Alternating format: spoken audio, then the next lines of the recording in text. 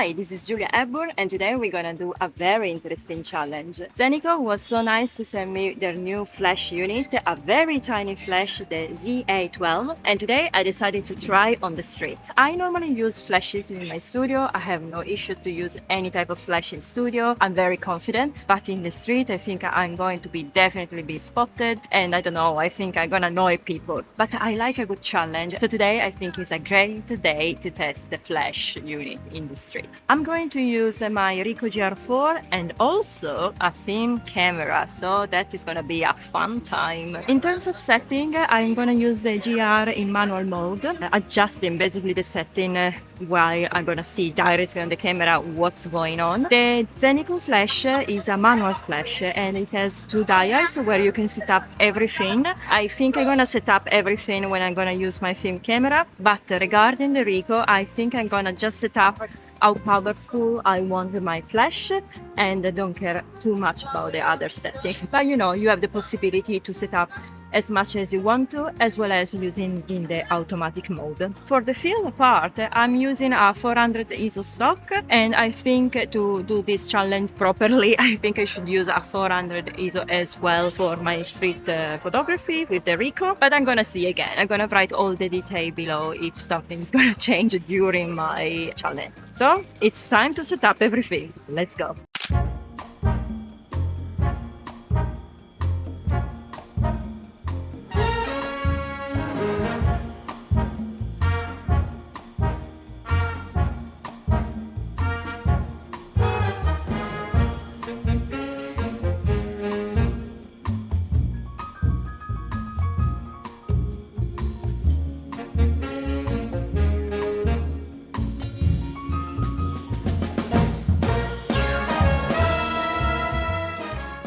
During the first few shots, I started experimenting with the Zeniko flash on the Ricoh, testing different power settings, switching from 132 to 1.4 to find the perfect balance.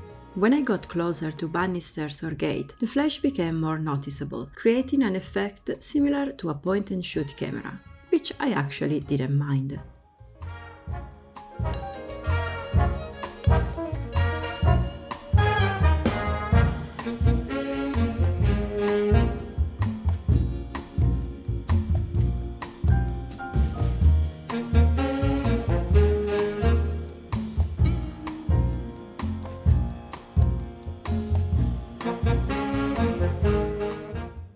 I began my photo walk with a few doubts about how the picture would turn out, but after the first shots, I really enjoy just walking around and taking photos effortlessly. I wanted the flash to be subtle, just enough to illuminate my subjects while still keeping the ambient light visible.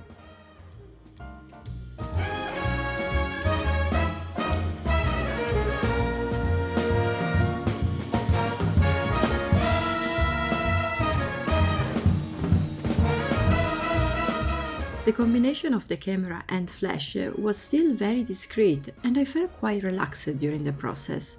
Even though it's a manual flash, which can feel intimidating at first, especially when figuring out the best setting, aperture and distance for proper focus, I actually found it very tactile and intuitive. The two dials make it quick to adjust everything, which made my experience much more enjoyable. It reminds me of all the controls ring of the Fuji X-T5, and personally, I love setting everything manually. I know TTL flash units are easier to use, but when you want to achieve a specific look, going manual is definitely the way to go.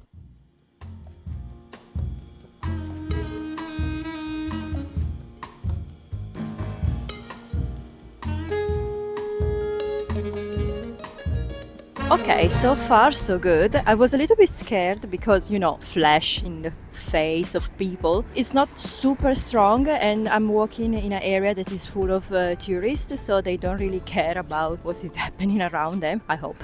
So I'm trying to not be too much intrusive while I'm doing my picture, so I'm trying to catch like genuine moment rather than stop them and let them pose for me. Also, it's extremely windy. I have no idea if this is gonna be recorded properly. So today basically I'm doing a field flash. I know that it's not extremely like intense and and hard light of the sun, but still something. So what I would like to do is to basically put more light on my subject, but still have some kind of environment light. Everything doesn't look like too soft and too bland, but there is this kind of contrast. In a normal sunlight situation, the flash will basically turn down a little bit the shadow and make some kind of distance between the subject and the background.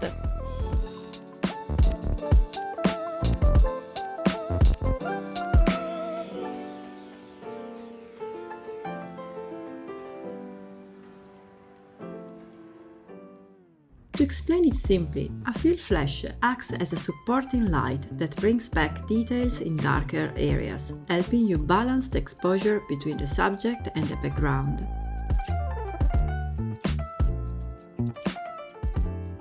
Field flash is especially helpful when there's a strong contrast between light and shadow.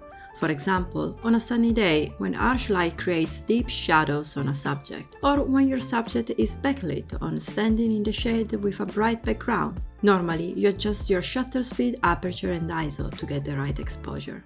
Adding flash just gives you one more variable to work with.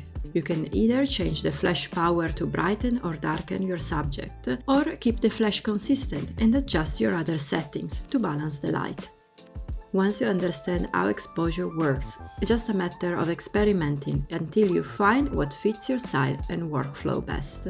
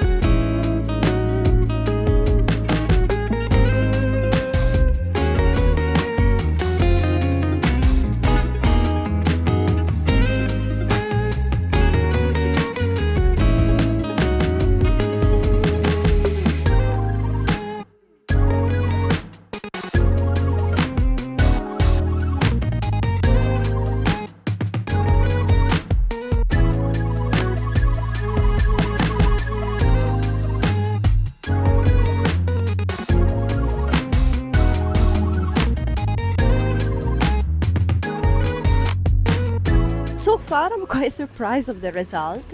I honestly didn't expect anything, to be honest. I was like, oh, I'm gonna be crappy in this. But I guess because the area is with a lot of people and they are not interested in me, I'm feeling more undercover, and I actually take a lot of advantage of people just taking picture of monuments. I'm like, oops, I'm here as well. With digital, everything is more easy because I can check immediately what's going on. But now it's time to switch to film, and we're gonna see what will happen.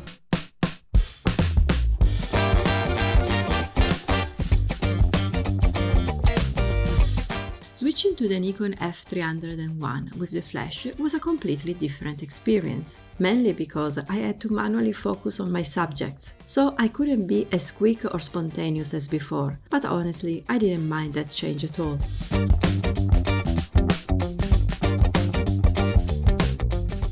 I chose a 400 ISO film stock to play it safe, since I knew the sun would be setting soon.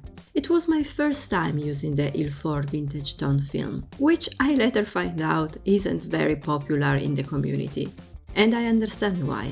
In the darker areas, the details can get a bit muddy. I set up the flash based on my aperture, which was f8, and I use it at 1/4 power. With the maximum shutter speed this camera allows for flash sync, 125.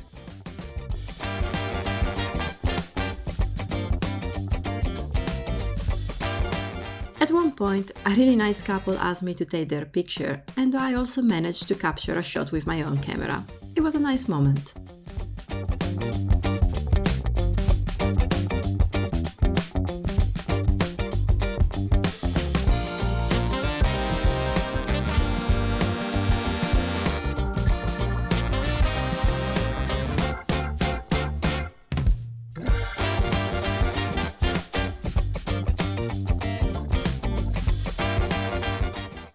After reviewing the photos, I think I could have pushed the flash to full power, but I didn't want to blind people with the light.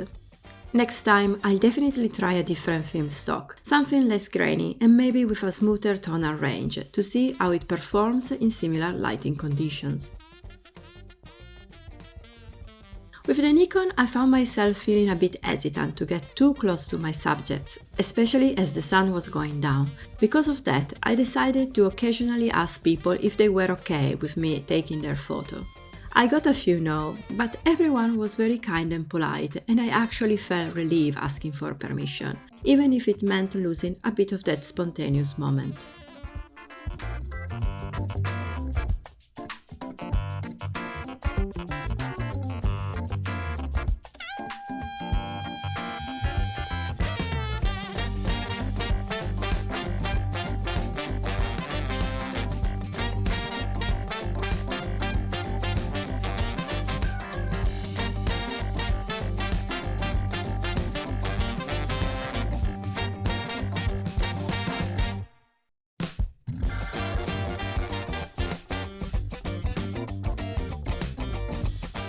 The sun set down quite quickly, so I basically have to rush to catch the last glimpse to try more portrait of people. And for the film photography, I decided to ask the permission to a few of them because I thought it was the right thing to do. But yeah, so far, like honestly, I was very, very, very scared and skeptical about this challenge. I was like, not sure if I can even do it, but in the end, I actually did it. So yeah, I'm very surprised.